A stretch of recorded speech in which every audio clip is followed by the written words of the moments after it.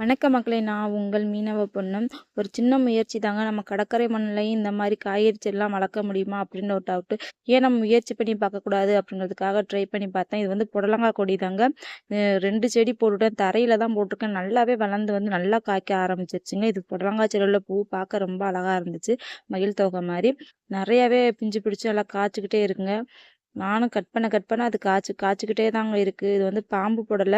நல்லா டேஸ்ட்டாவே இருக்கு. நான் வந்து தேவைன்னா மட்டும் தாங்க கட் பண்ணுவேன். சும்மா சும்மா கட் பண்ணி எடுக்க மாட்டேன் வீடியோக்காகலாம். நான் வந்து சமைக்கணும் தேவைப்பட்டா மட்டும் தாங்க கட் பண்ணி எடுப்பேன். நெறையாவே காய்க்க ஆரம்பிச்சிருச்சு. நம்ம கடற்கரை மண்ணுல இப்படி ஒரு அறுவடையா அப்படின்னு நினைக்கும்போதே ரொம்ப சந்தோஷமா இருக்குங்க.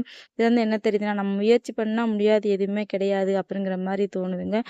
ஒரு சின்ன முயற்சி தான் முயற்சி பண்ணி பார்த்தேன். அதில வெற்றியும் கிடைச்சிருச்சுங்க. நீங்களும் கடற்கரை சைடு இருக்கேன் இப்படி வளர்க்கணும்னு ஆசைப்பட்டா ட்ரை பண்ணி பாருங்க. நல்லாவே வளர்ந்து வருதுங்க. என்னோட வீடியோ பிடிச்சா லைக் பண்ணுங்க. என்னோட சேனல சப்ஸ்கிரைப்